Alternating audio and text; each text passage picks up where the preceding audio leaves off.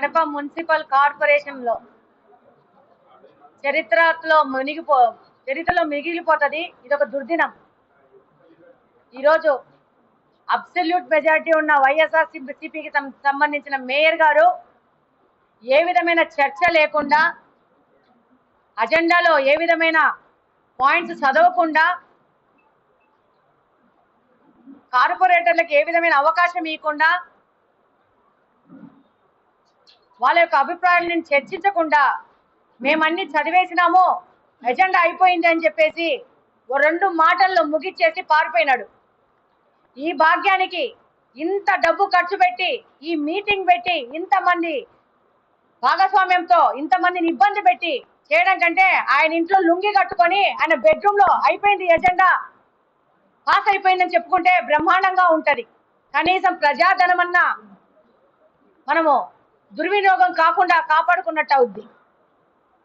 అసలు ఆయన ప్రజాస్వామ్యంలో బతుకుతున్నాను,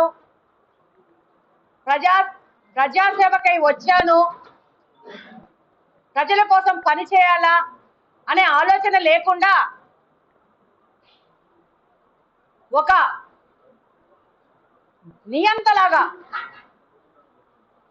నేను 8 సంవత్సరాలు రైట్ ఒకరిని లెఫ్ట్ ఒకరిని కూర్చోబెట్టుకొని, కమలాపురం ఎమ్మెల్యేని కడప ఎమ్మెల్యేని కూర్చోబెట్టుకొని సభలు నడిపి ఈరోజు ఒక మహిళ కడప నియోజకవర్గంలో గెలిస్తే అది తట్టుకోలేక, ఓర్చలేక, మహిళలంటే మర్యాద గౌరవం లేక ఆ మహిళను ఎలా అవమానపరచాలా, ఇబ్బంది పెట్టాలా అనే ఆలోచన తప్పితే నిద్ర లేచినాల నుంచి ప్రజల సమస్యలు ఏంటి, ప్రజలకు మనం ఒక అధికారంలోకి ఇచ్చినారు, వాళ్ళకేం మనం సమాజ సేవ చేస్తున్నాం అనే ఆలోచనే లేదు. అవినీతి చేయడము, ఆయన కుటుంబ సభ్యులకి కార్పొరేషన్ సంబంధించిన వర్కులు కానీ, ఆదాయ వనరులు కానీ కల్పించి ఈరోజు ఒక అవినీతి సామ్రాజ్యాన్ని ఏలుతున్నాడు గత 8 సంవత్సరాల నుంచి.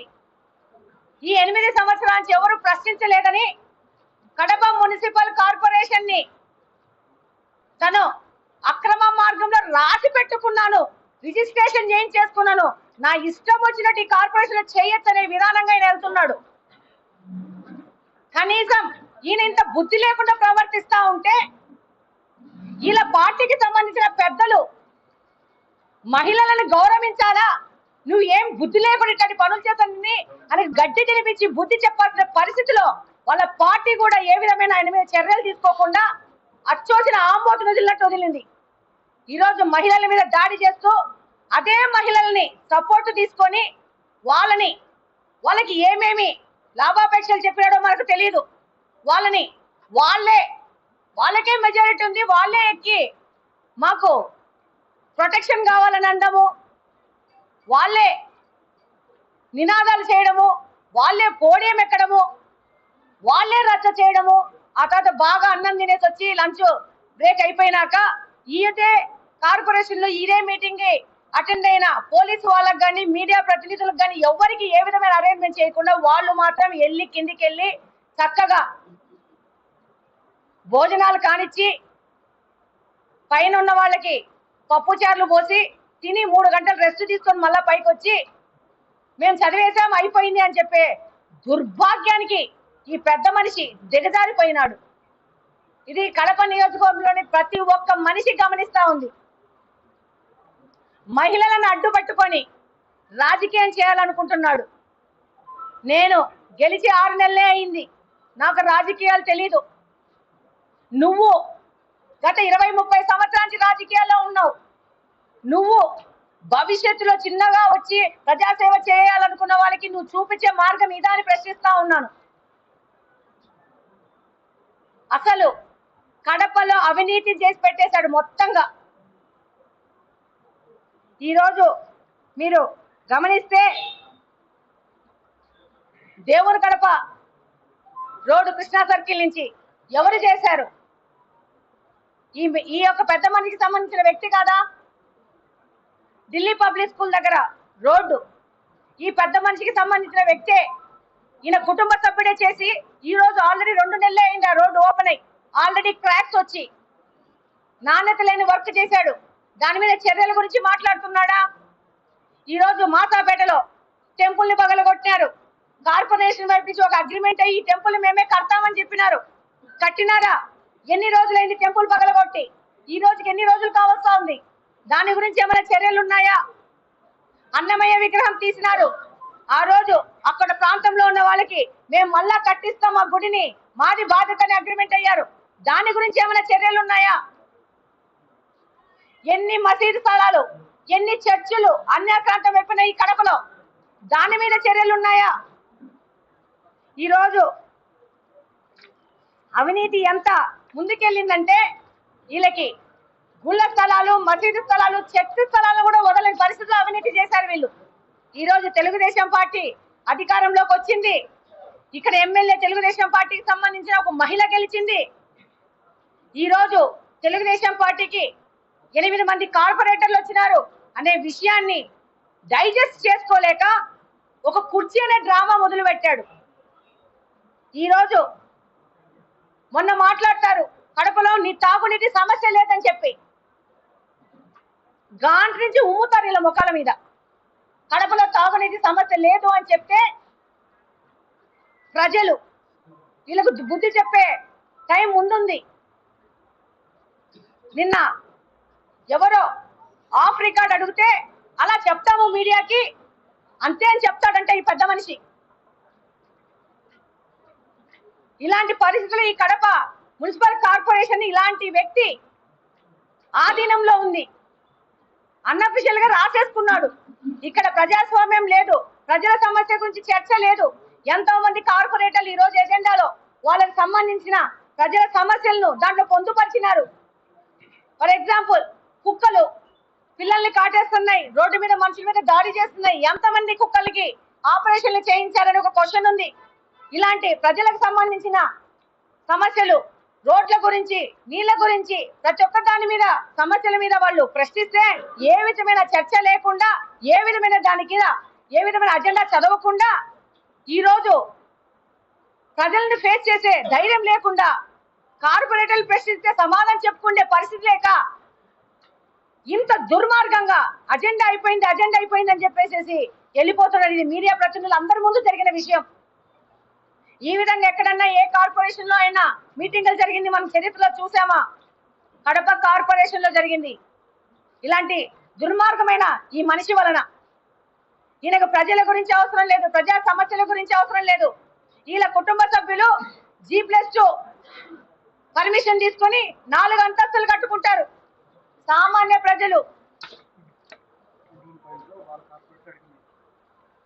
వాళ్ళ ఇలా ఆయన సంబంధించిన ఆయన కుటుంబ సభ్యులు మాత్రము అతిక్రమించి ఇల్లులు కట్టుకొని అవినీతి చేయొచ్చు.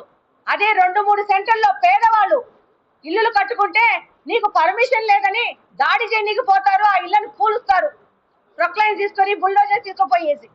ఇది 1 సైడెడ్ రాజ్యాంగం నడుపుతున్నాడు ఈ పెద్ద మనిషి. ఈరోజు ఇదే అజెండాలో దాదాపు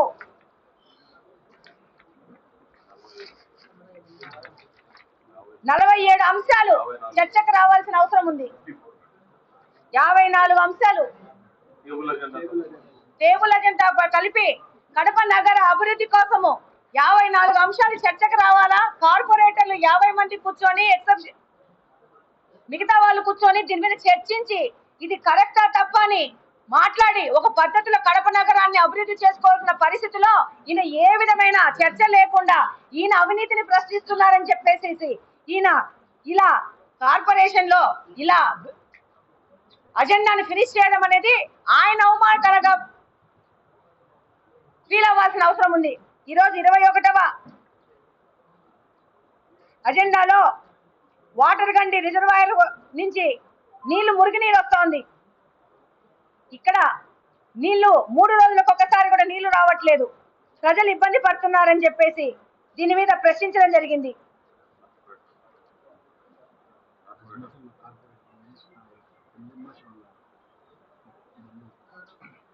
గౌరవ కార్పొరేటర్ హస్మతుల్లా గారు అమ్జద్ బాషా గారి కజిన్, ఆయన కూడా అడిగారు దీంట్లో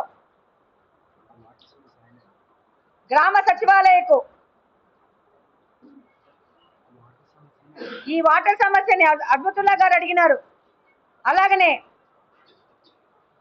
రెండవ గాంధీ బొమ్మ నుండి మాసీమ సర్కిల్ వరకు రోడ్లో ట్రాఫిక్ సమస్య ఉంది. ఈ సమస్య మీద ఏం ఆలోచిస్తున్నారని నేను అడిగినారు. ఇలా ప్రజా సమస్యలు దాదాపు 54 సమస్యల మీద అజెండా తయారు చేస్తే ఏ విధమైన చర్చ లేకుండా ఇది ప్రజలకు అవసరమా కాదా, ఇది ఎంత అత్యవసరం అనే చర్చ లేకుండా ఈ రోజు ఈ యొక్క కార్పొరేషన్ మీటింగ్ ని ఇంత అధ్వానంగా, నీచంగా, నికృష్టంగా మార్చి దీన్ని చేసుకున్నాడనంటే సిగ్గు సిగ్గు, షేమ్ షేమ్ అని చెప్పాలి అంతే. అంతకంటే ఈయన గురించి మాట్లాడేది ఏమీ లేదు. ఈయన ఆ కుర్చీలో కూర్చోడానికి అనర్హుడు. ఈ రోజు వాళ్ళ కుటుంబ సభ్యులు కార్పొరేషన్ లో ఉన్న కాంట్రాక్ట్లన్నీ చేసుకుంటూ, దాంట్లో అవినీతి చేసుకుంటూ, నాణ్యం లేని పనులు చేసుకుంటూ ఈ రోజు ఢిల్లీ పబ్లిక్ స్కూల్ రోడ్ లో పోతే ఎంత నాణ్యత లేని వర్క్ చేసినారంటే అది ఈ పెద్ద మనిషి యొక్క సొంత కుటుంబ సభ్యులు చేసినారు. దేవుని కడప నుంచి, కృష్ణా సర్కిల్ నుంచి దేవుని కడప వరకు రోడ్డు ఎందుకు ఫినిష్ కావట్లేదు, ఎందుకు చేయట్లేదు అని పూర్తి దాని కాంట్రాక్టర్ ఎవరు? ఈ ప్రశ్నలన్నీ అడుగుతారని భయపడి అక్కడ కుర్చీ తీసేసి తన మనుగడ కోసం ఈ కుర్చీ తీసేసి ఈ ఆట ఆడకపోతే 4 రోజుల్లో వాళ్ళ నాయకుడు ఈయన కుర్చీ పీకేస్తారు, లేకపోతే కార్పొరేటర్లు ఆయన కుర్చీ లాగేసే పరిస్థితి ఉందని తెలుసుకొని ప్రజలందరినీ డైవర్ట్ చేయడానికి ఈయన ఈ కుర్చీ ఆట మొదలు పెట్టాడు. నేను ఒకటే ప్రశ్నిస్తున్నా మీ ద్వారా, మహిళలంటే ఆయనకు మర్యాద లేదా? మహిళలను గౌరవించే ఉద్దేశం లేదా? 8 సంవత్సరాల నుంచి నువ్వు ఆ పక్కన ఒకరిని ఈ పక్కన ఒకరిని కూర్చోబెట్టుకొని మీటింగులు నడిపిన పెద్ద మనిషివి. నీకు ఈ రోజు నీకు విచక్షణాధికారం ఉందని చెప్పి ఏ విధమైన విచక్షణ లేకుండా వికృత చేష్టలు చేయడం మొదలు పెట్టావు. దీన్ని ప్రజలందరూ గమనిస్తున్నారు. ఈయనకి సరైన బుద్ధి చెప్పడం జరుగుతుంది. ఏ రోజైనా పద్ధతి ప్రకారము మీటింగ్ జరగాల్సిందే. పద్ధతి ప్రకారము ప్రతి ఒక్క కార్పొరేటర్ వాళ్ళ సమస్యల్ని అక్కడ చర్చించాలా, ప్రజా సమస్యలు చర్చించి ప్రజలకు అందుబాటులో కార్పొరేటర్లు ఉండి వాళ్ళ సమస్యలు పూర్తయ్యే విధంగా పనిచేస్తారు. డెఫినెట్ గా దీనికి ఒక సొల్యూషన్ వస్తుంది. ఆయన తప్పును ఒప్పుకొని క్షమాపణ చెప్పి ఇంతకు ముందు 8 సంవత్సరాల నుంచి ఎలా మీటింగులు జరిగాయో అలాగనే మీటింగ్ జరపాల్సిన అవసరం ఎంతైనా ఉంది. ఆయన చేసి తీరాల్సిందే. అలా ఈ విధంగా అప్రజాస్వామికంగా ఆయన ఎట్లా పడితే అట్లా మీటింగులు ఆయన సొంత ఇంట్లో చేయదలుచుకుంటే ఆయనకు ఒక చెప్తున్నాము, ఒక సలహా ఇస్తున్నాను. నువ్వు ఈ మీటింగులు పెట్టద్దు, చక్కగా నీ ఇంట్లో కూర్చొని నువ్వు లుంగిలో నీ బెడ్రూమ్ లో కూర్చోబెట్టుకొని అధికారులు పిలిపించుకొని సంతకాలు పెట్టించుకొని నీకు సంబంధించిన కార్పొరేటర్లు పిలిపించుకొని వాళ్ళతో సంతకాలు పెట్టించుకొని నీ ఇంట్లో ఫినిష్ చేసుకో నీ మీటింగులు. అంతే చెప్తున్నారే, సలహా ఇస్తున్నాను. ఊరికి ప్రజాధనం వేస్ట్ చేయాల్సిన అవసరం లేదు. నువ్వు డెమోక్రసీ లేకుండా మీరు ఈ విధంగా చేయడం మాత్రము మంచిది కాదని తెలియజేస్తున్నాను. మీరు చెప్పండి, ఒక మహిళా ఎమ్మెల్యే ఇక్కడ కడపలో గెలిచింది. మొదటి మీటింగ్ లో నేను కూర్చున్నానా లేదా? ఈ రోజు ఎందుకు మారింది ఆ సాంప్రదాయం, ఆ పద్ధతి? మీరే సమాధానం చెప్పాలి. ఎందుకు ఈ ఎత్తేసాడు? ఈ ప్లాన్ వేసుకొని ఈ యొక్క డిస్టర్బెన్స్ ను కడప నియోజకవర్గంలో ఎందుకు క్రియేట్ చేస్తున్నాడు? ఎవరు వాళ్ళ కార్పొరేటర్లు? ఎవరా కార్పొరేటర్లు? అలంకారపల్లి కార్పొరేటర్ తెలుగుదేశం గుర్తు మీద, సైకిల్ గుర్తు మీద గెలిచింది. ఫస్ట్ ఈ పెద్ద మనిషికి అలంకారపల్లి కార్పొరేటర్ తెలుగుదేశంలో సైకిల్ గుర్తు మీద గెలిచిందా లేకపోతే ఫ్యాన్ గుర్తు మీద గెలిచిందా? అది తెలుసుకుంటే మళ్ళీ ప్రెస్ మీట్లు పెట్టచ్చు. అది తెలియకుండా ప్రెస్ మీట్లు పెట్టుకుని ఎందుకు అవమాన పాలవుతారు? అందరు నవ్వుతున్నారు ఆయన చూసి.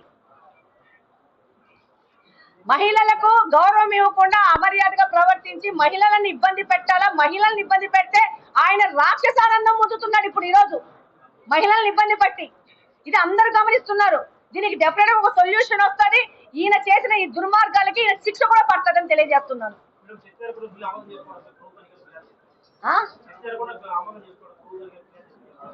డెఫినెట్ గా దీని మీద ఏముంటాయి అవకాశాలన్నీ చర్చించడం జరుగుతుంది. ఆయన అనుకోని ఈ విధంగా చేసుకుంటే ఇలాంటి మీటింగులు పెట్టాల్సిన అవసరం లేదు, ఇలాంటివి ఏమి ఇంత ప్రజాధనం ఉపయోగించాల్సిన అవసరం లేదు. ఆయన ఇంట్లో నేను చెప్పాను కదా, బెడ్రూమ్ లో ఆయన లుంగి కట్టుకొని 2-3 అధికారులు పిలిపించుకొని సంతకాలు పెట్టేసేసి పంపిస్తే సరిపోతుంది. దీనికి ఈ జనరల్ బాడీ మీటింగ్స్ అవసరం లేదు. మీడియా పద్ధతిలో వాళ్ళతో సమానమైన వ్యక్తులు కాదా? పోలీసు వాళ్ళు సమానమైన వ్యక్తులు కాదా? ఆయనకేమో తందూరీలు, బిర్యానీలు, చికెన్లు, మటన్లు కావాలా?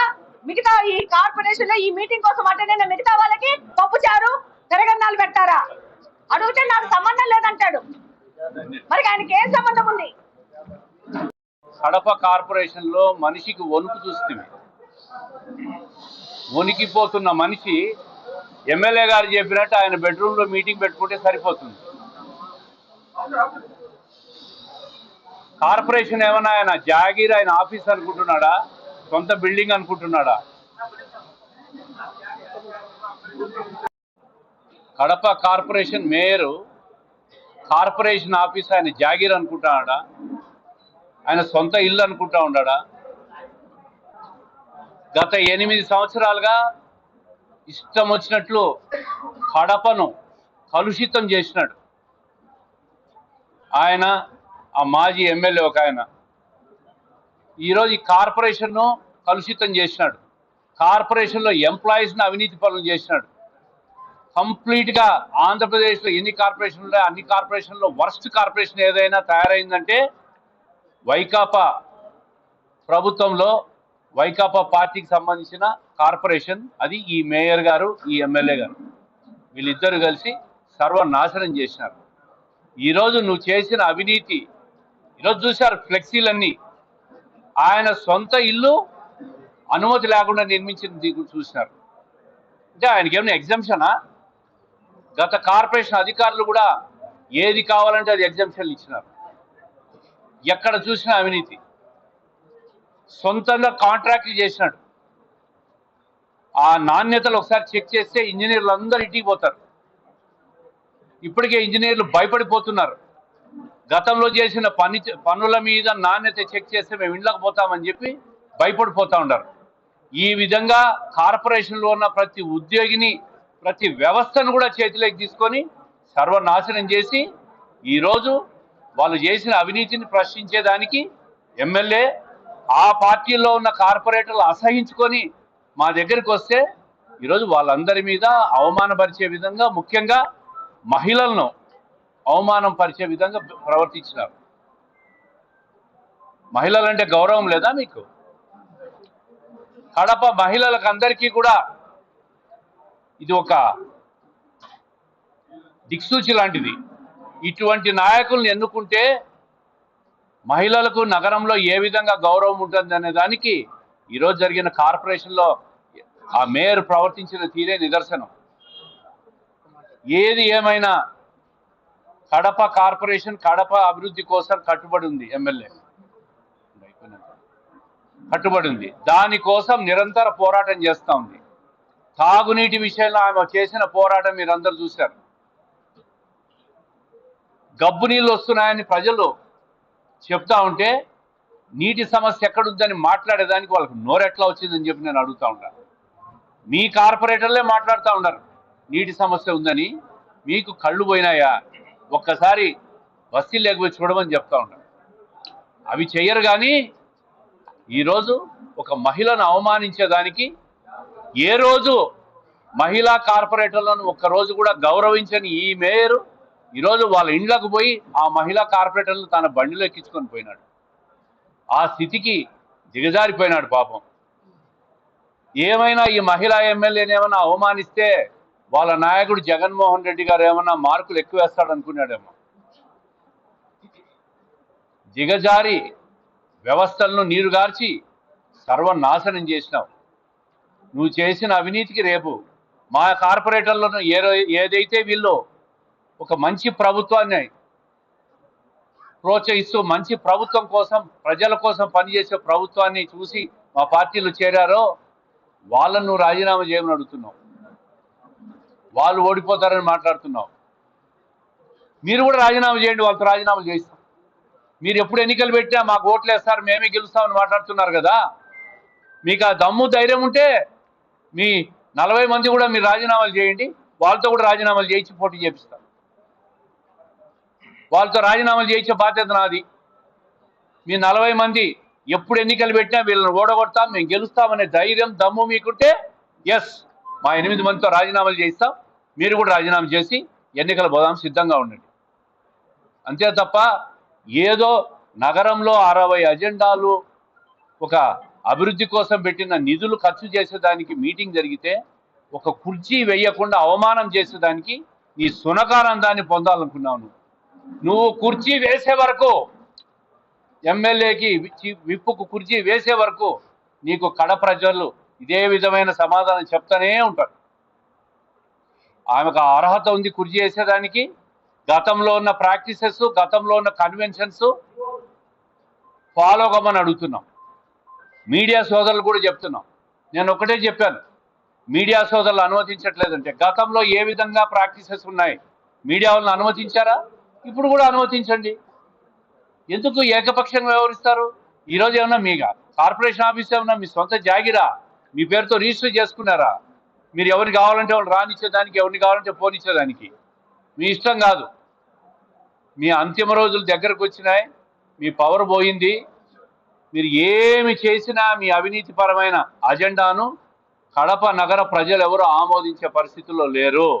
మీరు చేస్తున్న మహిళలకు చేస్తున్న అవమానానికి ప్రతి మహిళ కూడా మీకు తొందరలో సమాధానం చెప్తుందని చెప్పి తెలియజేస్తాం. ఎంత అహంకారమైనని మహిళలని కింద కూర్చోమంటాడు. ఈయన కుర్చీలో కూర్చొని 2 కాళ్ళు ఊపుకుంటా ఆ మహిళల్ని నినాదాలు చేయండి అని చెప్పేసి వాళ్ళని పొరగొల్పి ఒక మేయర్ స్థానంలో ఉండి మేయర్ లాంటి పెద్ద మనిషి ఈ రోజు మహిళల్ని పొరగొల్పి వాళ్ళని కింద కూర్చోబెట్టి నినాదాలు చేయమని ఆయనే సైగ్నల్ చేస్తున్నాడు. ఆయనే వాళ్ళని వెనక నుంచి చేస్తున్నాడు. ఇంతకంటే దుర్మార్గము, ఇంతకంటే నీచ నికృష్టం ఇంకెక్కడన్నా ఉంటుందా? ఎంత అహంకారం అంటే 2 కాళ్ళు ఊపుకుంటూ ఆ కుర్చీలో కూర్చొని నీళ్లు దాక్కుంటూ మహిళల్ని కింద కూర్చోబెడతాడా? మహిళలంటే నీకు అంత లోకువైందా? ఏమంటివి? అంత అహంకారమా నీకు మహిళలంటే?